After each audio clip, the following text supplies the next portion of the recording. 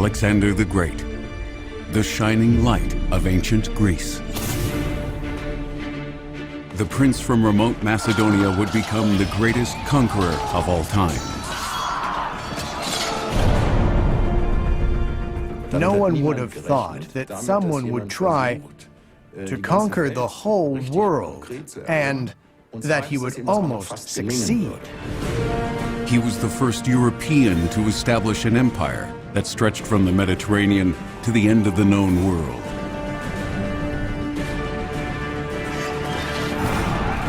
Fame on the battlefield was dearer to him than his own life. He turned his war into a holy mission. He entered the stage as a liberator, and he dreamed of an empire where the peoples lived together in peace, with him being at the top. Only very few people had as much influence on history as Alexander the Great.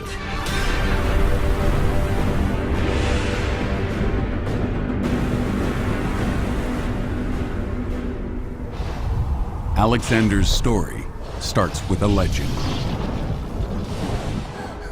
It is said that the gods announced his birth with natural phenomena.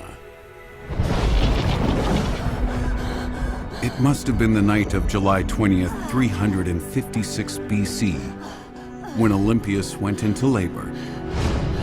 The royal family was hoping for a son. They needed an heir to the throne.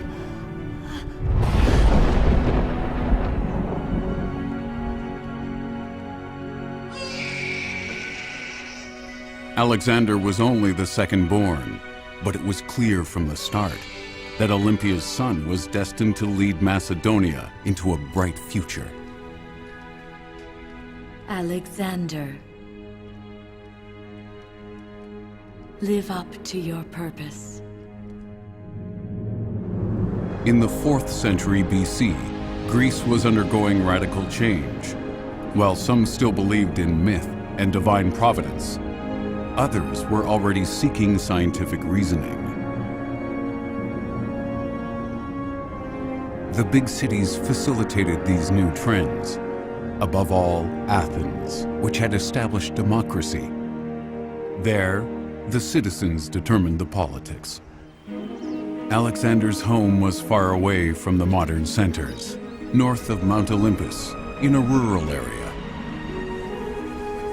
Macedonia had long been a simple peasant state, a kingdom that had long been economically irrelevant and politically in dire straits. Only Alexander's father, King Philip II, showed what he and his country were capable of.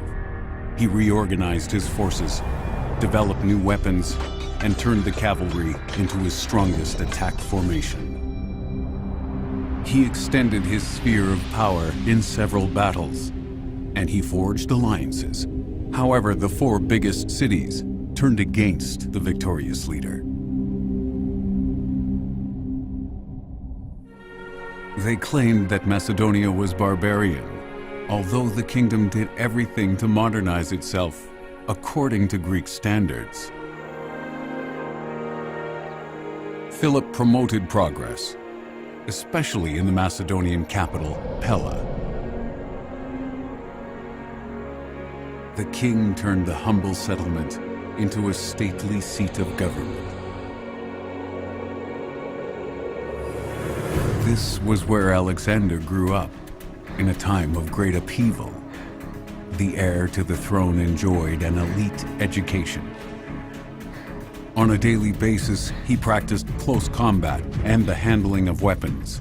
His education prepared him for a tough reality. Whoever wanted to rule had to be able to fight. His father, Philip, lived by it. He was mostly at war, while Olympias took care of their son's upbringing.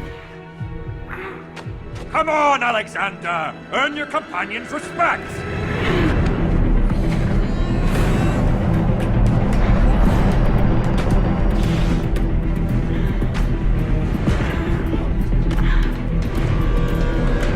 You can't even defend yourself. Come here. Leave me alone! What's going on, son? I'm sorry, Father. I have... Never show your weakness. You have to be the best, always. Stop it.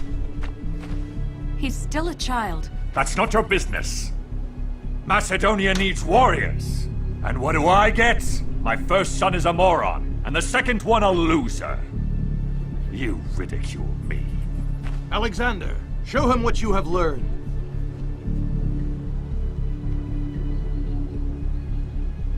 I've seen enough for today.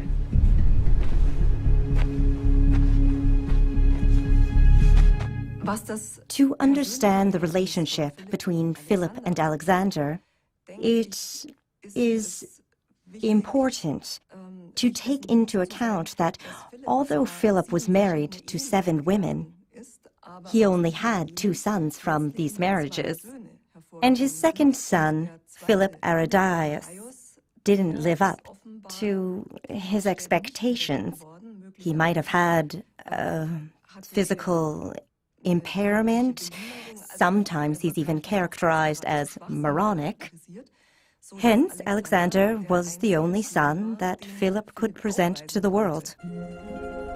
Alexander not only had to live up to his father, but also to his divine descent.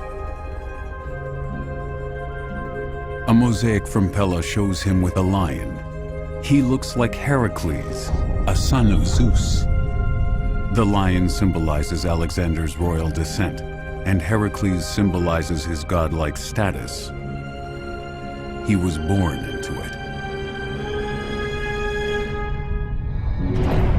Alexander's parents also believed in their divine descent. This form of fictional pedigree wasn't uncommon in ancient times. Many royal families justified their claim to power with it. The belief in gods was taken seriously in Macedonia.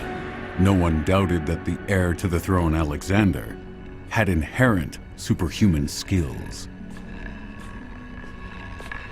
But it was Olympia's religious beliefs that influenced Alexander. She engaged in religious rituals and kept telling the boy that he wasn't of this world.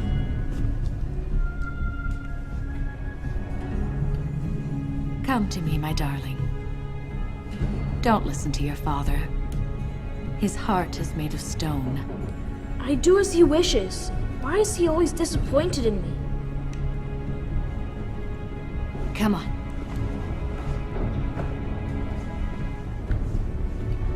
No. He's not disappointed. He's jealous. Because your blood is more royal than his. Mother, please. You don't really believe that. I'll tell you a secret.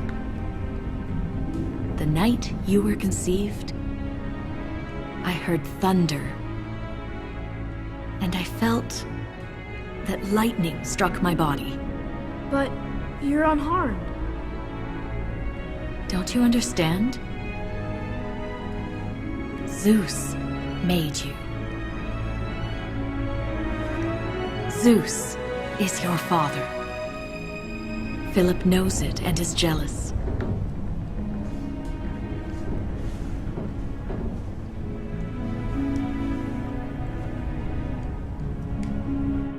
That Zeus was Alexander's father is another spectacular story.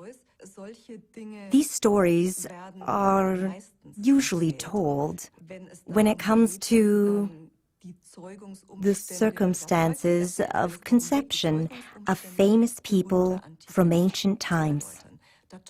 Their mothers suddenly have spectacular dreams. Gods appear in the form of animals and father these children in a dream or in reality, who then have an inherent heroic aura. The heroes of Greek mythology were Alexander's role models. Like them, he wanted to be the best and exceed them all. His biggest hero was Achilles from the myth about the Battle of Troy. Achilles is the main figure. He is invulnerable and the bravest warrior.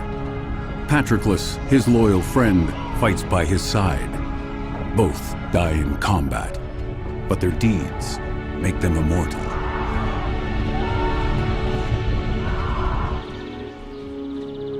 Aristotle, one of Greece's biggest thinkers, has a transcript of the story made for Alexander. The king's son was only 13 when Aristotle agreed to educate the prince in Pella. He taught Alexander everything about Greek culture, drama, geography, sciences, as well as literature and philosophy. But most importantly, he studied Homer's Iliad. The story was compulsory reading. Every Greek knew it. Can you remember what Achilles' father told his son? He should always be the best and outdo everyone. My father could have said this. Your father might be wiser than many think. Did Achilles manage? Achilles' ambition is unlike normal people's ambition. He was driven by holy wrath. Because he took revenge for Patroclus and had his murderer dragged through the mud for days? That's right. But he also showed benevolence in having him buried in dignity. Achilles had a choice between a long life that would sink into oblivion or a short life and eternal glory. I will never achieve that. Why not? My father won't leave anything to me. Before I can prove myself, he'll have conquered all of Greece. Come here, I'll show you something. Come on.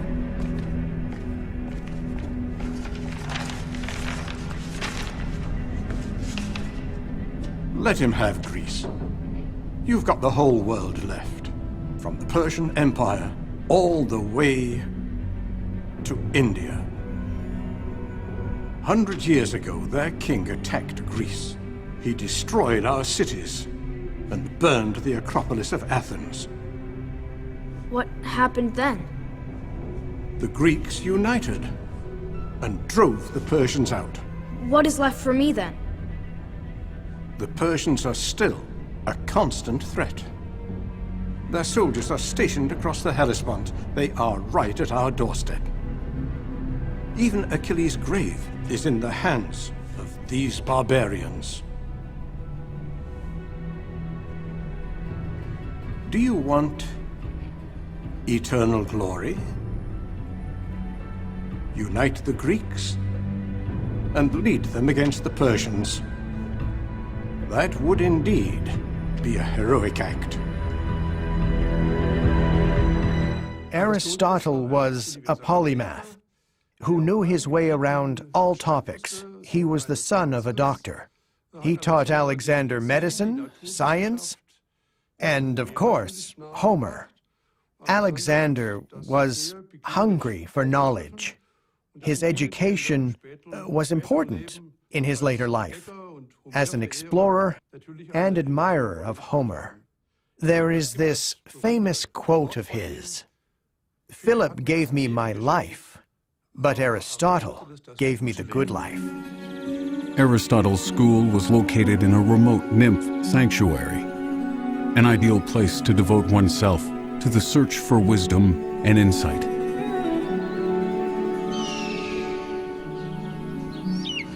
Nature's got many secrets, but you will not be able to unlock them purely by thinking. You have to observe the world. You have to feel it, taste it, smell it, and discover it with your senses. Come on, try it. Huh. Observe it and understand it.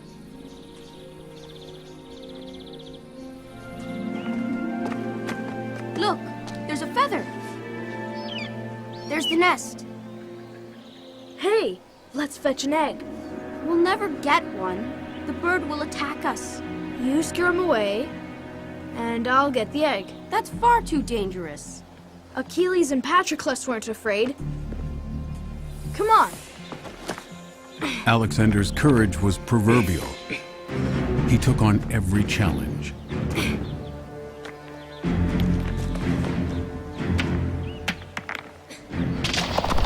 And he had Hephaestion, his friend.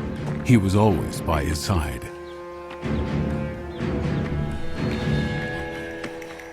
Alexander, the bird is coming back! Come down quickly!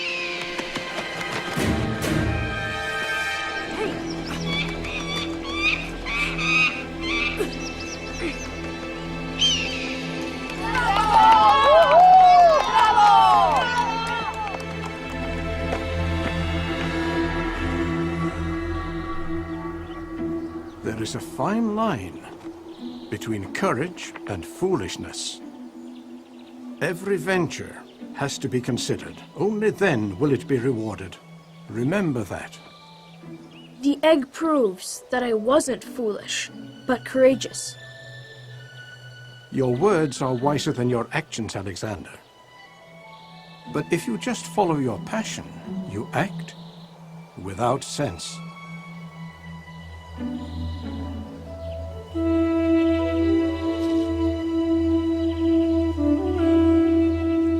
That's the end of the lesson.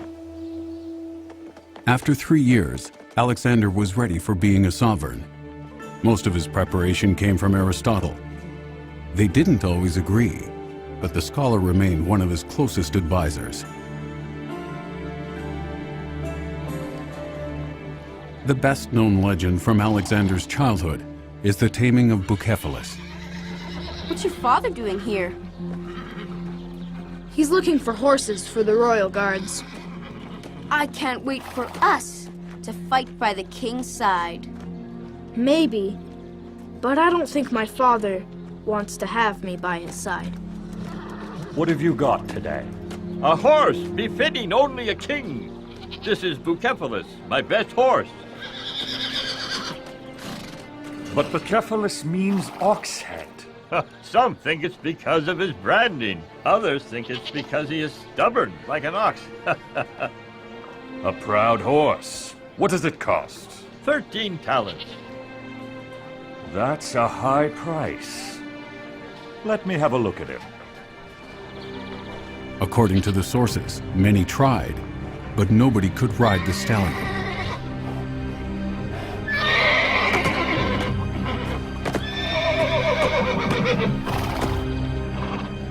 Only Alexander understood why the horse was in a panic.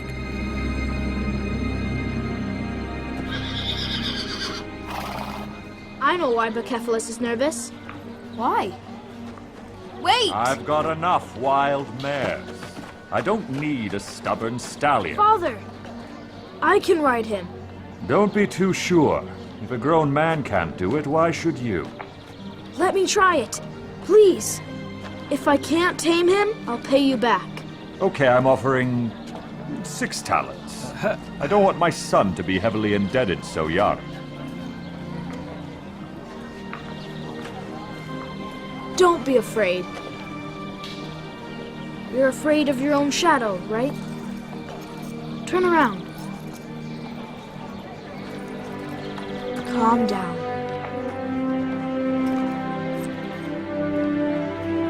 Look at him. That's my son. Look for a suitable kingdom, my son. Macedonia's too small for you.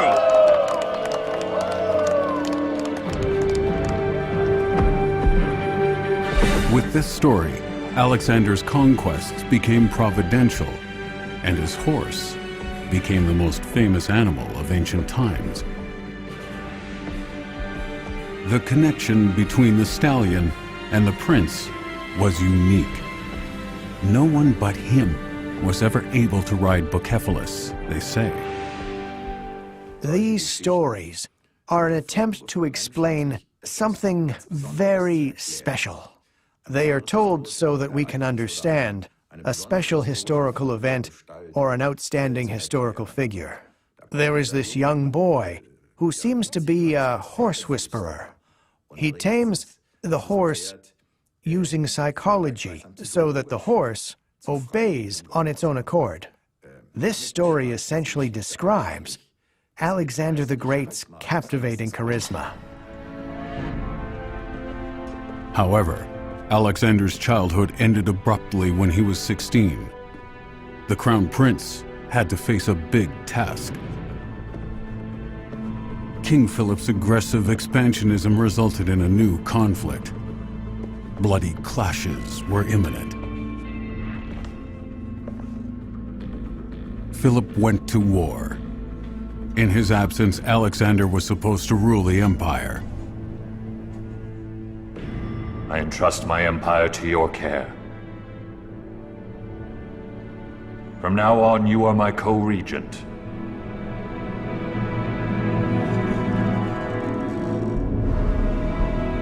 An attack at the Dardanelles caused the crisis. Philip captured a shipload of grain that was meant to go to Athens. The powerful state was furious and remembered an outrage from the distant past. When the Persians burned the temple of the city 150 years earlier, the Macedonians were allies of the Persians. The reconstruction of the temple was a symbol of Athens' triumph over the Persians. Eventually, they managed to fight off the enemy.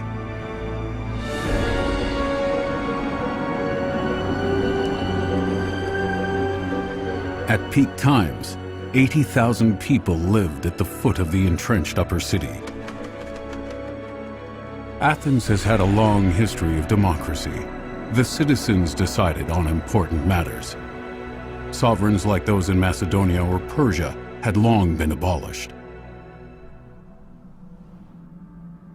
Demosthenes was Philip's main adversary.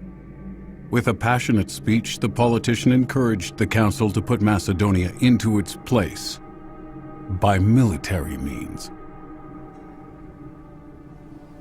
Not with words, but with deeds, our predecessors turned us into free Greeks. With their blood, they saved us from Persian tyranny. But now, Athens' freedom is threatened again by Philip, king of Macedonia. But it was the Persians who destroyed our city back then, not the Macedonians. We should regard them as friends, not as a threat. We should form an alliance with them to destroy the Persians. The Macedonians are not Greeks, but barbarians. Like the Persians, they are full of malice. An alliance with them means having the enemy in our own home. The situation escalated into a war about Delphi. The temple wasn't only the Greeks' most sacred place, it played an important political role too. Those who reigned Delphi held the power in the heartland. Athens guarded the sacred place, but other Greek cities also wanted to control Delphi. The Macedonians saved the sacred temple from the invasion. Athens felt humiliated when the barbarians were made custodians of Delphi. In all of Greece, they looked for allies who would fight against the hated King Philip. The battle took place near Charonea. This time, Alexander and his companions were also present. For most of them, it was their first big battle in the royal army. Only the best men fought alongside the Macedonian prince. Clytus, for instance, who was said to be experienced. Parmenion, an old general.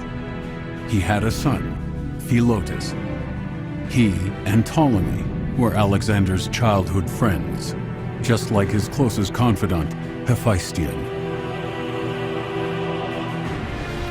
The Macedonians knew that the victors of the Battle of Charonea in 338 BC would decide the future of the Aegean world. With 34,000 soldiers each, both armies were equally strong. Alexander led the cavalry. It was to be decisive. It was about glory and honor, life and death, all or nothing. Didn't you say your father wouldn't leave any glory to us? I was mistaken. Get ready! At my command! Alexander and his men faced a fierce challenge. The cavalry was supposed to lead the attack. Just like Achilles and Patroclus. Under Alexander's command, the cavalry defeated the Thebes, the dreaded elite troop.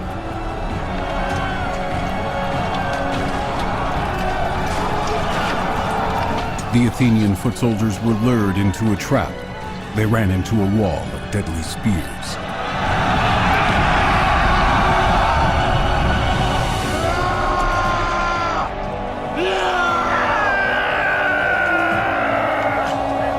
The battle was won.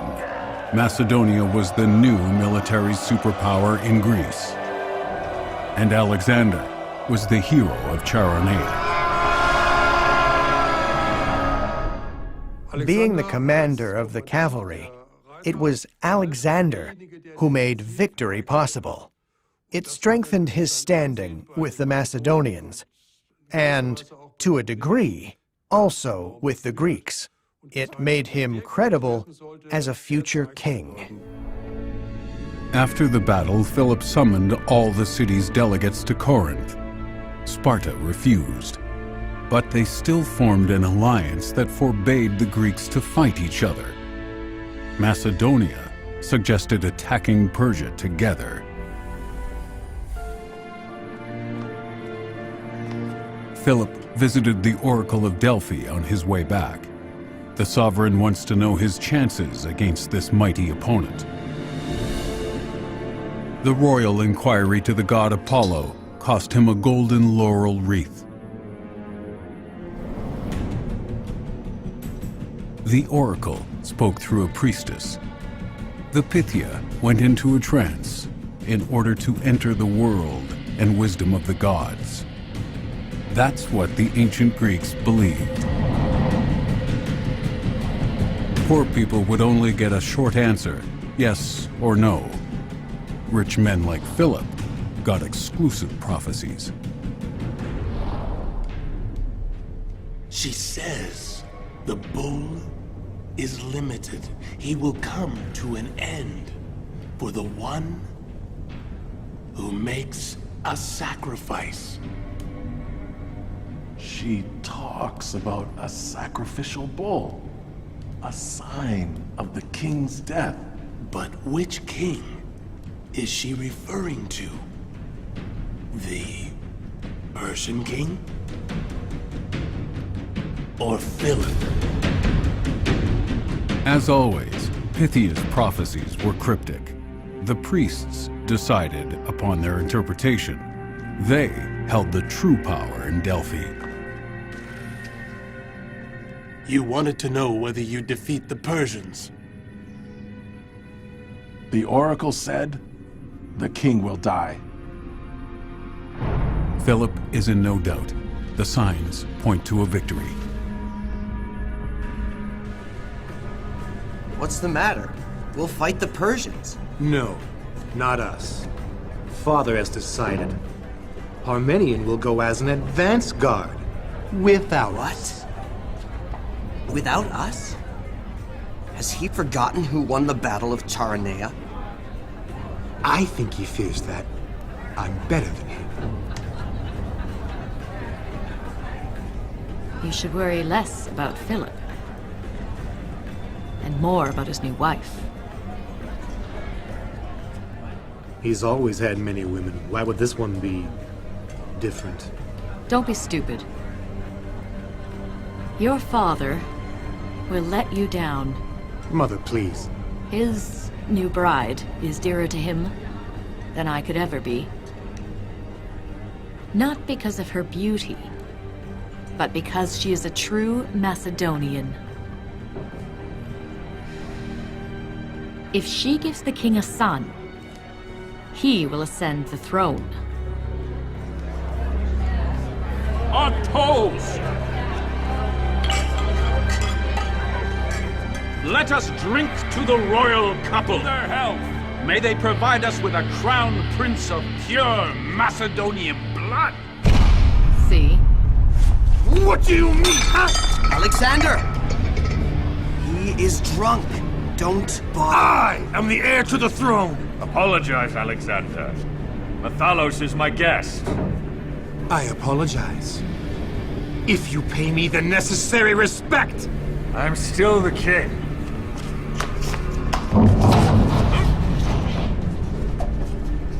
I'm still the king. And it's still me who decides. And you have to obey me. Obey! Obey? You? Look at you. You want to fight the Persians? You can't even walk straight! You fools. Together, you united Greece in battle, and now you argue amongst yourselves. Come on. We're not welcome anymore.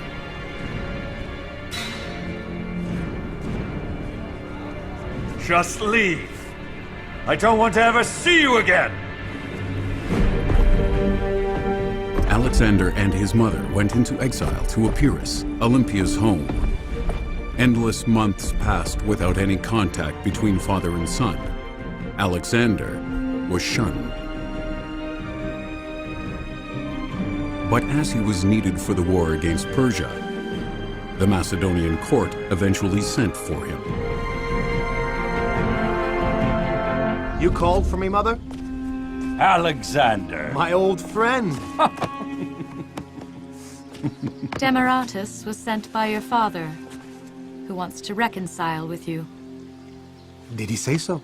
You know him. An apology is even harder for him than praise.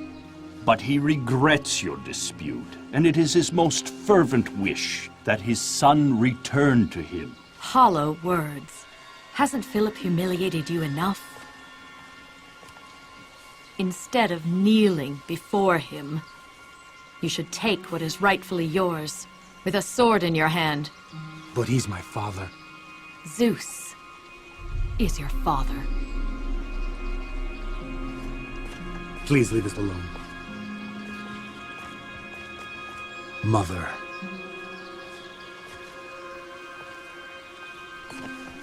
I've learned to tell courage from foolishness. The Macedonian nobility is on his side. Then earn their support.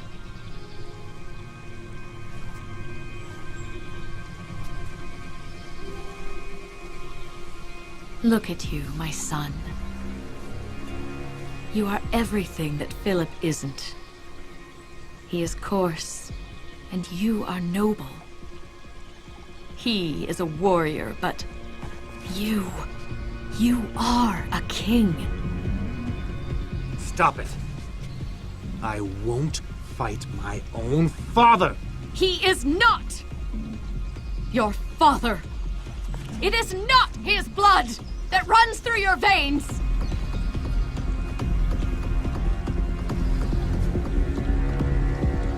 We don't owe him anything.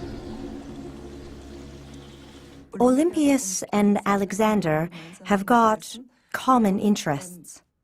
Olympias can only influence the situation via her son. Her life could possibly depend on her son staying in power. Almost another year passed without further events. It was a wedding between the Macedonian royal dynasty and Olympia's family that marked a turning point. The dispute caused a stir in Pella. Upon Philip's invitation, Alexander finally returned. The men demonstrated their unity in the best interests of their kingdom. King Philip didn't suspect an assassin among his guests. Behold, father and son reunited. Father and son were reunited, but not everyone seemed to approve of the reconciliation.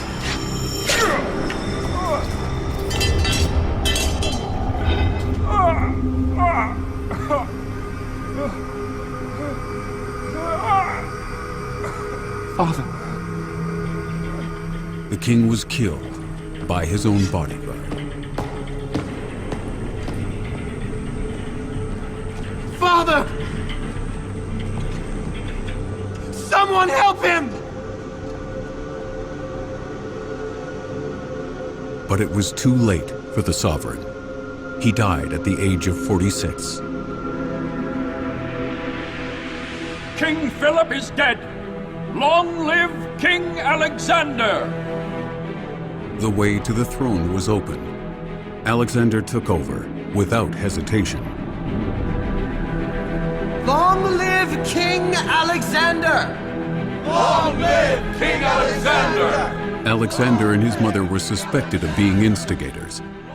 Both had a motive, especially Olympias. She felt humiliated by Philip's new wife, and she desperately wanted Alexander to be king. Philip's murder was never solved.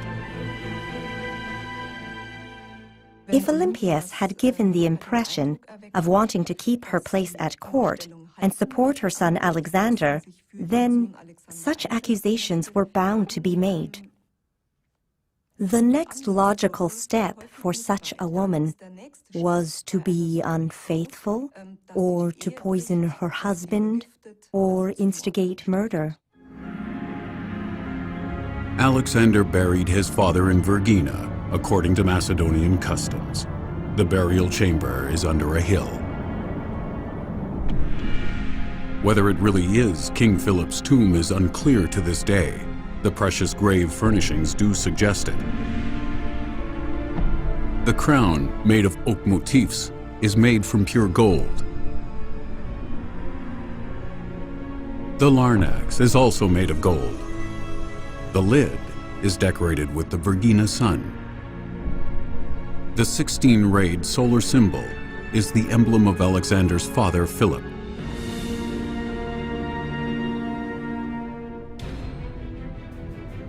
His legacy was a difficult one for the new king of Macedonia. Old opponents reappeared. Like his father, Alexander had to assert his sovereignty. If necessary, by force. Alexander began from zero. The Athenians used the change in power to question Macedonia's leading role. Again, Demosthenes was the spokesman. The gods have heard our prayers. They punished that tyrant Philip with his death. We have to act now. It's time to rebel against Alexander and take vengeance for Charonea. For the freedom of Athens, take up arms. The tribes in the north rebelled first, followed by the big city-states led by Athens and Thebes. No one wanted to miss out in the struggle for power, but the battle still had to be fought. Alexander quickly moved from the battlefields in the north to Thebes, but he tried to be diplomatic first. He promised to spare them if they surrendered. And? The Thebans won't give in. They'd rather fight for their freedom than surrender to a tyrant.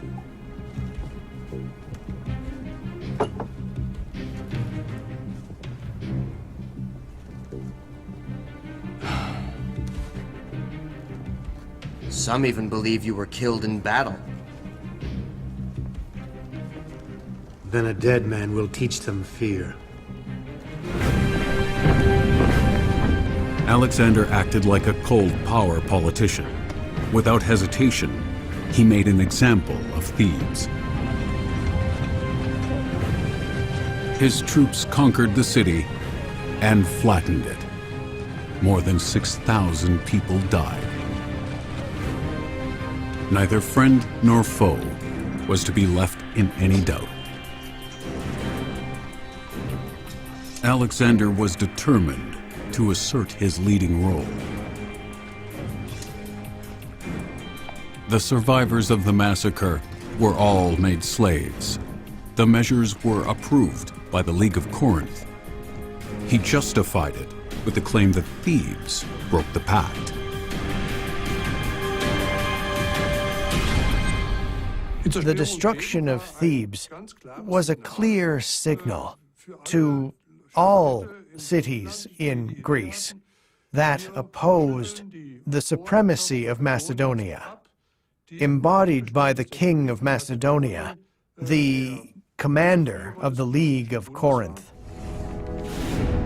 The citizens of Athens wrote to Alexander, king of Macedonia, the new hegemon of the League of Corinth. We praise you and congratulate you on the punishment of Thebes. We renew our oath to your father. We will stand by you, as you are the defender of freedom, always. Resistance was overcome and peace was secured. Now, it was time for Alexander to focus on foreign affairs. The coast beyond the Dardanelles, in today's Turkey, was his next destination in his campaign against Greece's archenemy.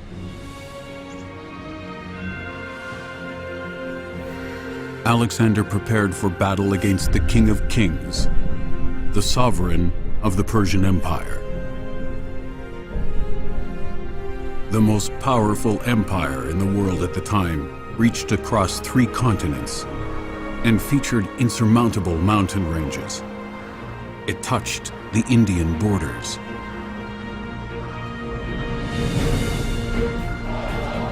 Even Babylon, the prettiest city of the East, was conquered by the Persians and made their second capital.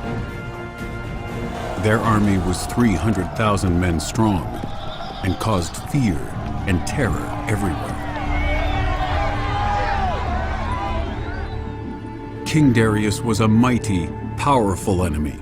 Fighting a war against him would be a battle between David and Goliath. But the Macedonian didn't know fear. Alexander was determined to imitate Achilles. Just like the mythical hero, he wanted to take revenge and bring victory to Greece. In the spring of 334 BC, one of the biggest invasions in history began. Alexander risked everything.